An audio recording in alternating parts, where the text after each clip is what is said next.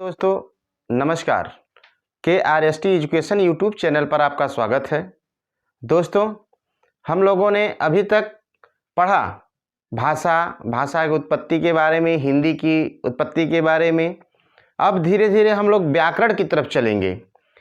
दोस्तों यह क्लास शुरू करने से पहले एक बार मैं कहना चाहता हूँ, अब तक तो नहीं कहा लेकिन कहना चाहता हूँ कि आप लोग मेरे चैनल को लाइक और सब्सक्राइब जरूर करिएगा। और इस चैनल के माध्यम से मैं जो आपको पढ़ाऊंगा, पढ़ने में बड़ा आनंद आएगा और प्रश्न भी इसी तरह से पूछे जाएंगे जिसके जवाब आपके जो पढ़ा रहे हैं उसमें मिलता चला जाएगा। दोस्तों हम लोगों ने भाषा और हिंदी के बारे में पढ़ा। आज शुरू करते हैं, अब यहाँ से शुरू करते हैं व्याकरण।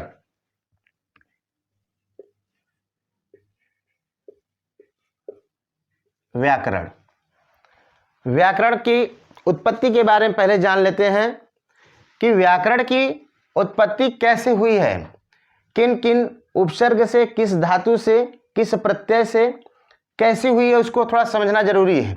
देखिए व्याकरण की जो उत्पत्ति है वी प्लस आंग प्लस क्री प्लस ल्यूट। देखिए वी आपकी उपसर्ग है, आंग आपका उपसर्ग है, क्री धातु है, ल्यूट प्रत्यय है। यानी कि व्याकरण की जो उत्पत्ति हुई ये दोनों उपसर्ग हैं।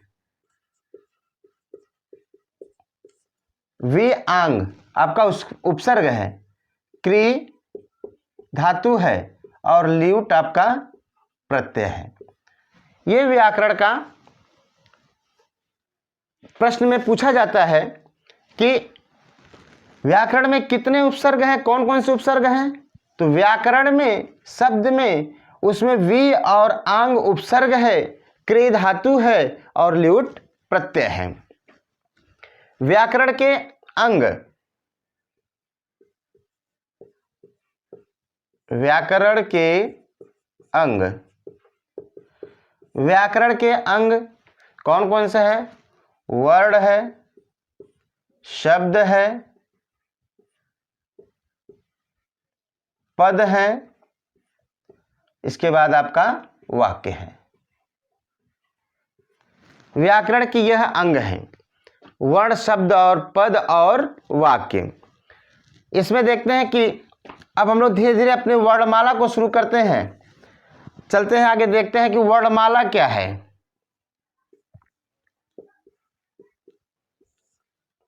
वर्णमाला क्या है? वर्णमाला वर्णों की माला, अर्थात हम कह सकते हैं कि वर्णों का व्यवस्थित समूह क्या कहलाता है? वर्णमाला कहलाता है। वर्णों का व्यवस्थित समूह क्या कहलाता है? वर्णमाला कहलाता है। अब जो वर्णमाला है, अब हम देखेंगे कि इस व्याकरण को पढ़ने जाते हैं तो हम लोग व्याकरण की पहले शुद्धता को देखते हैं। व्याकरण क्या होता है?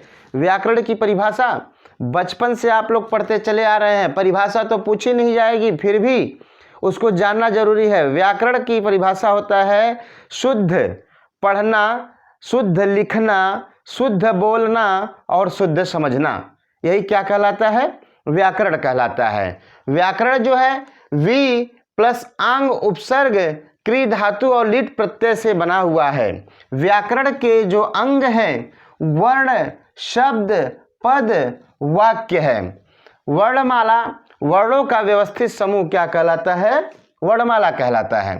अब देखते हैं इन वर्णमाला में सबसे पहले शुरू करते हैं वर्ण। वर्ण क्या है? वर्ण क्या है? तो कहा जाता है कि भाषा की सबसे छोटी इकाई, उसे हम क्या कहते हैं? वर्ण कहते हैं। भाषा की सबसे छोटी इकाई को हम क्या कहते हैं? वर्ण कहते हैं। भाषा की सबसे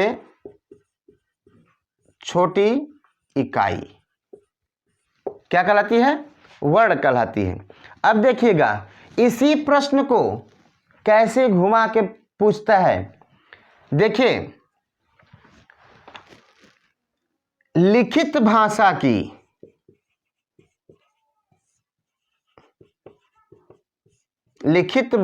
की सबसे छोटी इकाई,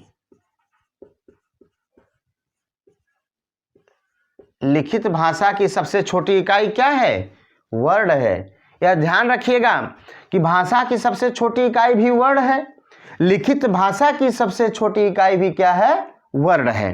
अब एक प्रश्न और बनता है कि मौखिक भाषा की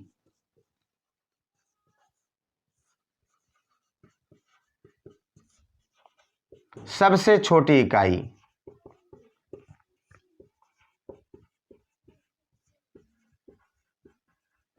ठीक, मौखिक भाषा की सबसे छोटी इकाई क्या होती है?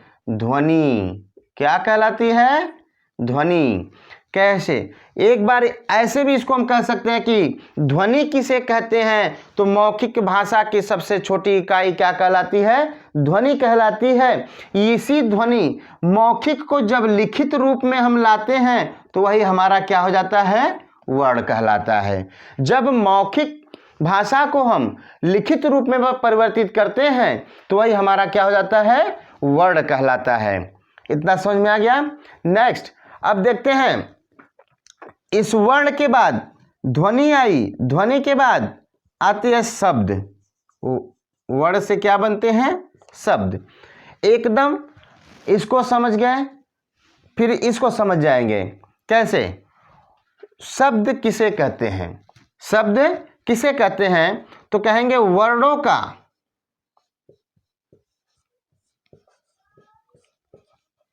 सार्थक समूह। वर्णों का सार्थक समूह क्या कहलाता है? शब्द कहलाता है। वर्णों का सार्थक समूह क्या कहलाता है? शब्द कहलाता है। लेकिन परीक्षा में जब यह प्रश्न पूछे जाएंगे आपसे तो उसको किस तरह से घुमा के पूछा जाएगा? देखिए, ये नहीं पूछेगा कि वर्णों का सार्थक समूह क्या कहलाता है। उसको घुमा के कैसे प्रश्न पूछता है कि अर्थ के आधार पर,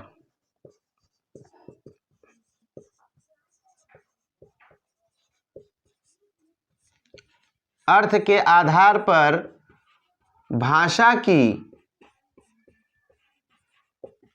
सबसे छोटी इकाई।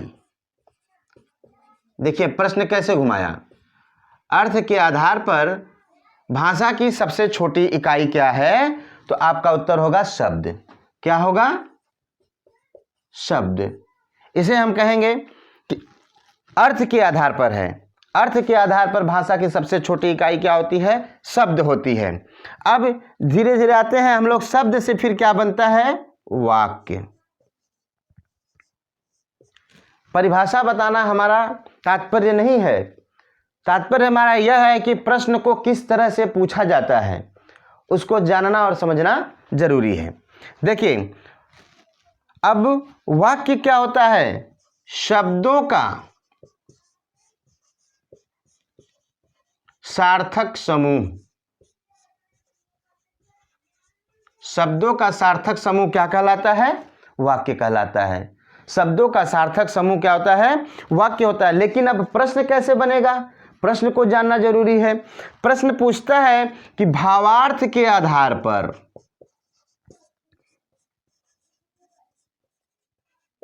भावार्थ के आधार पर भाषा की सबसे छोटी इकाई।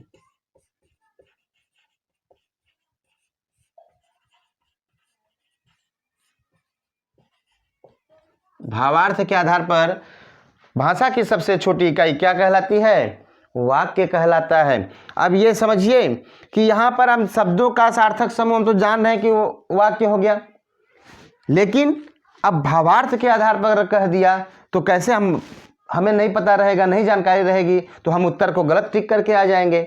लेकिन जब हमें जानकारी रहेगी तो हमें इससे कोई प्रभाव पड़ने वाला नहीं है। स्क्रीनशॉट लेना चाहता है तो ले लीजिए, इसको इरेज करेंगे। ठीक,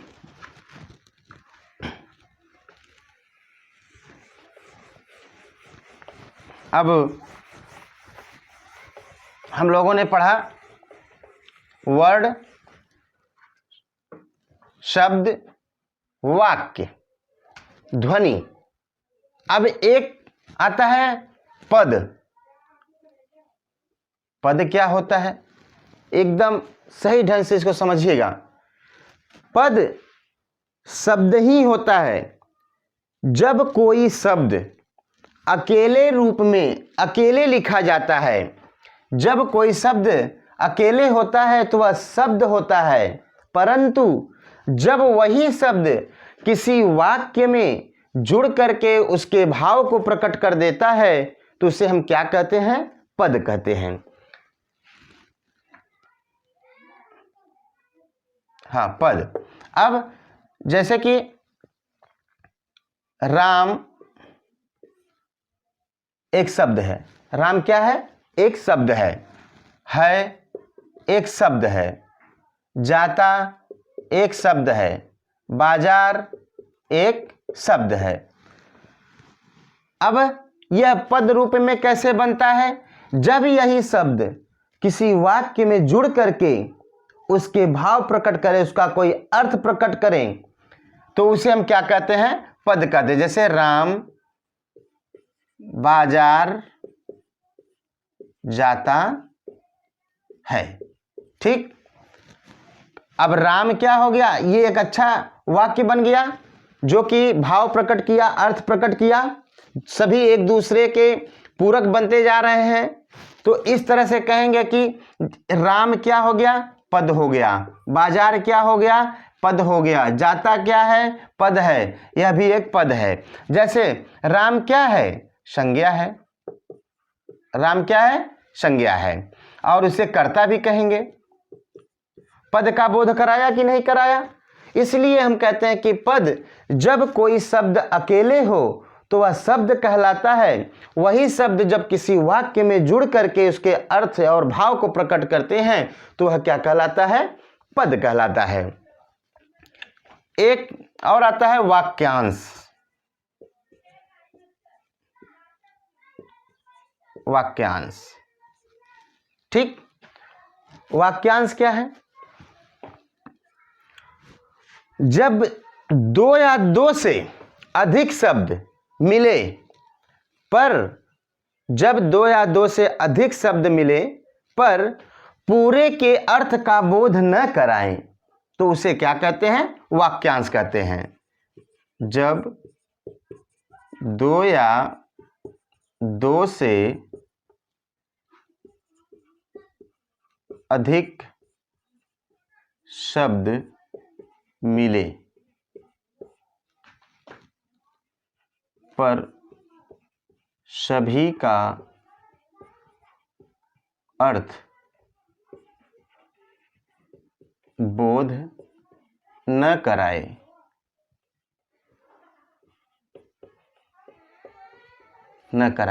तो यह क्या कहलाता है, जब दो या दो से अधिक शब्द मिले पर सभी के अर्थ का बोध न कराएं, ठीक, तो उसे क्या कहते हैं, वाक्यांश कहते हैं। जैसे जो बहुत बोलता हो उसे हम क्या कहते हैं, वाचाल। क्या कहते हैं, वाचाल बोलते हैं। जो बहुत बोलता हो उसे क्या कहते हैं, वाचाल बोलते हैं। और जैसे जो विद्यार्थियों को पढ़ाता हो, जो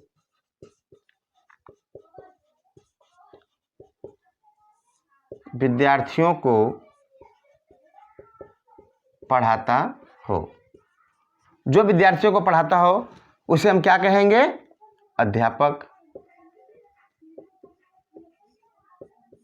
जो विद्यार्थियों को बहुत पढ़ाता हो उसे क्या कहेंगे, अध्यापक। जैसे जिसका पति मर गया हो, पति न हो, सही समझ में आएगा इस तरह से, नहीं मर गया हो, जिसका पति मर गया हो उसे क्या कहते हैं, विधवा। क्या हुआ, दो या दो से अधिक शब्द तो हैं पर सभी का अर्थ नहीं निकल रहा है। सभी का शब्द एक ही अर्थ में बोल दिया जा रहा है, सभी शब्दों का अर्थ एक ही भाव में बोल दिया जा रहा है। यही हमारा क्या हो गया, वाक्यांश हो गया। ठीक, अब धीरे धीरे हम स्क्रीनशॉट लेना चाहते थे, ले लीजिए, इसको इरेज करेंगे।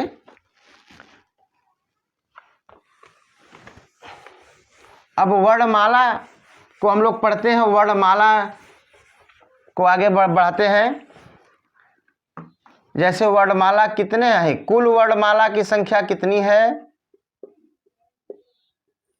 कुल वर्णमाला की संख्या कितनी है, 52। ये अक्सर प्रश्न में पूछे जाते हैं। सभी वर्णमाला की संख्या कितनी है, 52 है। इसमें कैसे,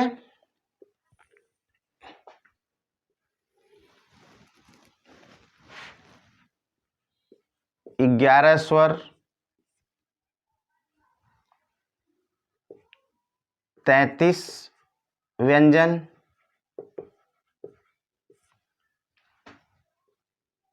4 संयुक्ताक्षर,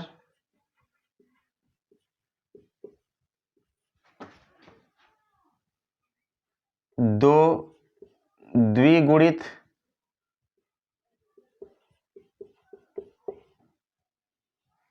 2 को उत्क्षिप्त भी बोलते हैं। प्रश्न में अक्सर बन जाता है कि उत्क्षिप्त व्यंजन किसे कहते हैं, 2 द्विगुणित, उपक्षिप्त, इसे विकसित व्यंजन भी कहते हैं। विकसित वर्ण भी कहते हैं, द्विगुणित, उत्क्षिप्त और विकसित वर्ण भी कहते हैं। और 2 अयोगवाह,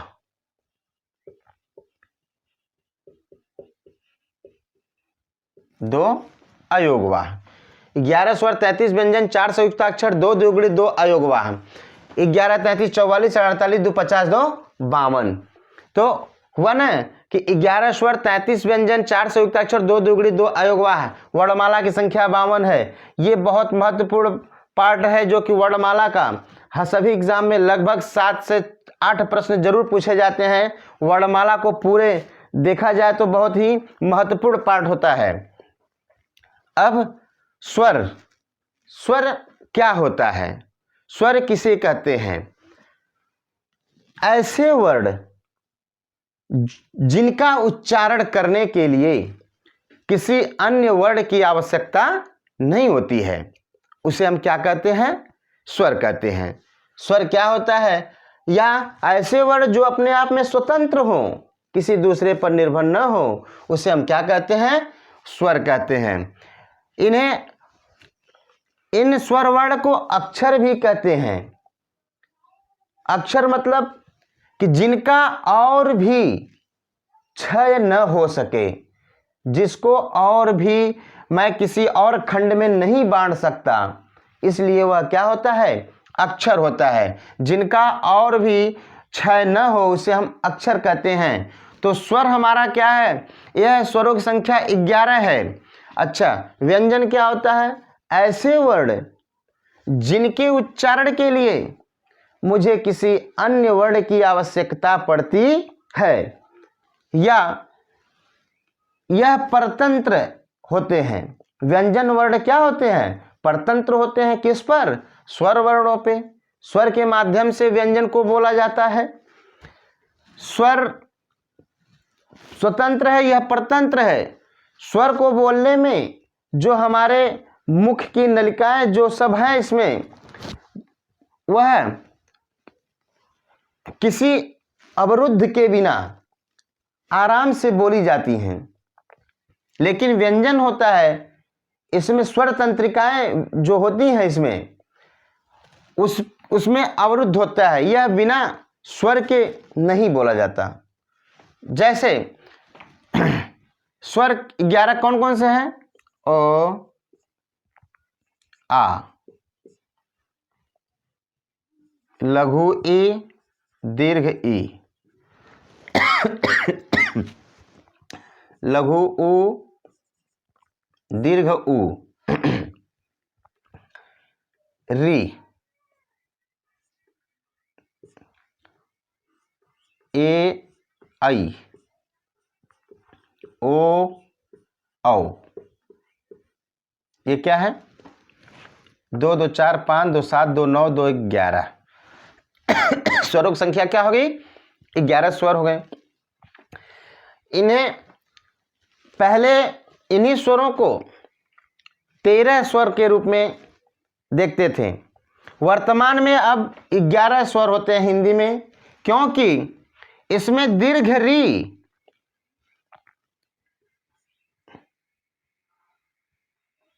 दीर्घ री और री, दीर्घ री और री का उपयोग नहीं होता है। इसलिए हम कहेंगे कि स्वरों की संख्या यह 11 है। इसमें देखिए मात्रिक कितने हैं? मात्रिक स्वर कितने होते हैं? 10। मात्रिक स्वर कितने होते हैं? 10 होते हैं।